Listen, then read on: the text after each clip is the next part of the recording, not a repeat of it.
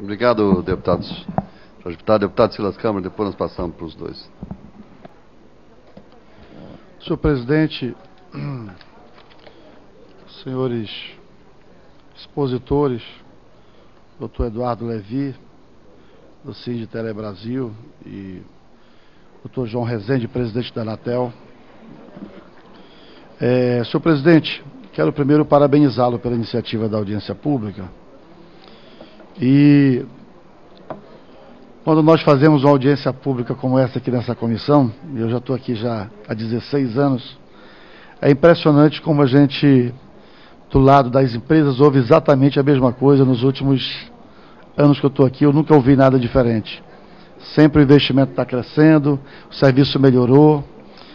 E eu queria dizer que eu concordo plenamente com o presidente da Anatel. Aliás, eu tenho a impressão que, dos últimos anos, o fato mais concreto que eu vi no Brasil, que inclusive acho que chamou a atenção de toda a população no aspecto de dizer bem assim, tem alguém que regula mesmo o setor e que está atento mesmo, que quer demonstrar que o princípio de autoridade ele está restabelecido para poder organizar o setor, foi justamente a atitude que a Anatel tomou, e eu quero até parabenizar aqui a instituição Anatel, através do seu presidente, doutor João Rezende, porque, no mínimo, as empresas de telefonia passaram a perceber que não dá mais para continuar como está, ou como estava, se é que melhorou, e eu daqui a pouco quero dizer por que eu acho que não melhorou. Eu sou lá do Amazonas, não precisa dizer mais nada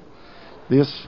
No Amazonas, eu até lamento que o controle vai ser feito nas 81 maiores cidades, que tem mais ou menos 40% da população. Manaus, desse vai ser ótimo que o senhor tenha o controle de Manaus, mas eu quero lembrar que o Amazonas tem 61 municípios, tem aproximadamente 7 mil comunidades, das quais 200 delas poderiam ser municípios.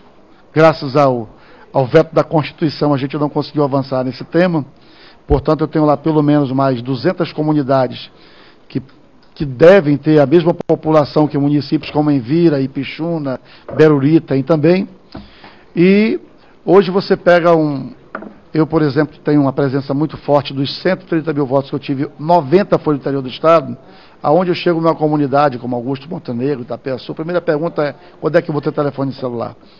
E para um município que está vetado para esse progresso da instituição municipal, por conta da força constitucional, o senhor imagina qual é o tamanho do sofrimento do estado como o Amazonas. E acho que o senhor colocou uma frase, presidente, muito importante, que é a questão da propaganda enganosa. Da coisa de não tem limite, é o mais rápido que existe, o cara vai na televisão, aperta o botão, é impressionante como abre a internet. O meu é Vivo, por exemplo. A Câmara opera aqui como operadora da Vivo. Abrir internet na Vivo é um desafio impressionante. Quem consegue tem que fazer isso pelo menos 2 vezes por mês para poder dizer bem assim, passei por uma aventura e consegui um sucesso muito bom naquilo que eu precisava ter. E a questão das audiências públicas trimestrais, eu acho muito interessante, e eu queria até propor ao presidente que ele aprovasse o requerimento da forma como está sendo proposto por vários deputados, que era cada uma das empresas de telefonia vir aqui, porque, com todo o respeito que eu tenho ao doutor Eduardo Levi, ele faz uma apresentação que, como disse um deputado, e é verdade, parece que todas as empresas estão no mesmo patamar, todas elas estão fazendo o mesmo tipo de operação em termos de qualidade, e a verdade não é essa. Portanto, tê-las aqui vai ser muito importante, até para que a gente possa conversar com cada uma delas de acordo com o que é realmente demonstrado nos seus resultados. Uma das questões que eu ia levantar, eu acho que o companheiro aqui já levantou, que é a questão da cobertura das empresas de telefonia celular nas regiões metropolitanas do Brasil. A verdade é que eu até acho que cobrir com telefonia celular as estradas é muito complicado, mas as regiões metropolitanas, pelo menos do Brasil, com seus municípios com boa qualidade e as estradas que interligam esses municípios, independente de serem elas federais ou não, é uma coisa fundamental. Afinal de contas, essa é uma ferramenta que se utiliza para integrar essa rede comunitária populacional que habita nesse território chamado de metropolitana, para tentar fazer da economia comum desse território uma economia que dê prosperidade para todos que convivem naquela região. Então, essa é uma situação que eu acho, essa é uma questão que eu acho muito interessante. Então, eu queria saber, o senhor já respondeu em tese, mas sobre estradas. Eu queria especificamente sobre regiões metropolitanas, se a Anatel pretende adotar alguma coisa mais direta no aspecto de ter das empresas de telefonia não apenas um compromisso, mas alguma coisa que regulamente isso. É obrigado, tem que ser bom, e isso inclui também as estradas, porque, por exemplo, se eu sair de Manaus e for a Manacapuru, tem 100 quilômetros de estrada. Desses 100 quilômetros, eu pego boa linha telefônica até atravessar a ponte sobre o Rio Negro, 50 metros, 100 metros, até 1 quilômetro, dependendo da qualidade e da posição que eu estou no carro. Depois, só quando eu cheguei em Manacapuru, depois de 100 quilômetros. Você imagina. No Rio não pega não? Você está dentro do Rio? No Rio até pega. Eu está vendo aqui? Pronto. No Rio até pega se você tiver, por exemplo, atravessando entre Manaus e outra banda do Rio Negro ou do Solimões. Mas é uma questão muito limitada mesmo e é uma coisa muito complicada de se lidar. Por exemplo, agora mesmo nós estamos duplicando a estrada toda. O Estado está fazendo um sacrifício muito grande, um esforço muito grande para entregar a região, mas você não tem telefone celular nessas estradas. Por último, eu queria saber se o doutor Eduardo Levi, se ele poderia me dizer, é meio complicado porque eu sei que talvez vossas excelências não tenham a preocupação de saber, por exemplo, como é que está o telefone lá em Envira.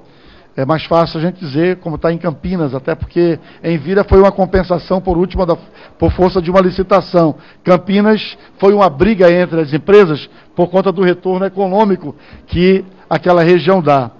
Mas talvez o grande desafio de integração, presidente, do nosso país passa pela Amazônia.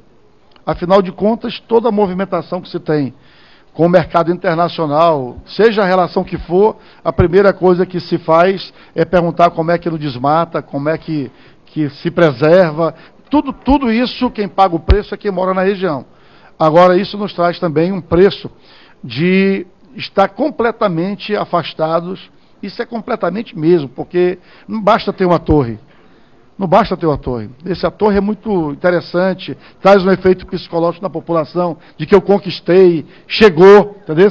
Mas chegou a torre, a qualidade de serviço não chegou.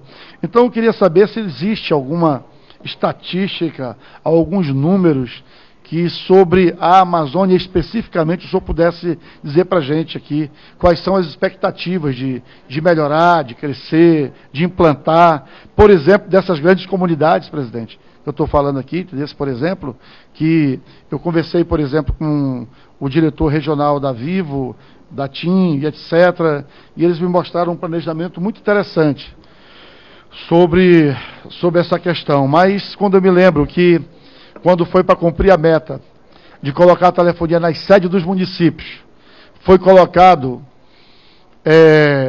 sistema, não sei se radiante, eu não sou muito técnico nisso, mas eu não sei, o equipamento foi colocado até em andaime, aqueles andaimes que você monta de 4, montou lá e amarrou aquilo tudo e botou, por quê? Porque queria cumprir a meta. Eu fico preocupado justamente sobre a questão dessa implantação dessas comunidades que precisam de sinal. Portanto, eu encerro, porque, na verdade, a gente vai se completando aqui na informação de um ou de outro, mas a minha preocupação sobre a questão da Anatel. Eu acho que a Anatel está se colocando num passo de restabelecer o que realmente a agência precisa fazer. Regular o setor, fiscalizar o setor, mas também colocar a ordem no setor. Sobre as empresas, eu já estou aqui com várias audiências públicas com o doutor Eduardo Levi, e sou muito simpático com a sua competência e a qualidade das informações que ele traz, mas eu proponho, senhor presidente, que a próxima audiência, no próximo trimestre, que a gente vai fazer, que venham as empresas, para poder, cada uma delas, colocar para a gente realmente qual é a sua capacidade de investimento, o que está sendo feito para melhorar seu serviço.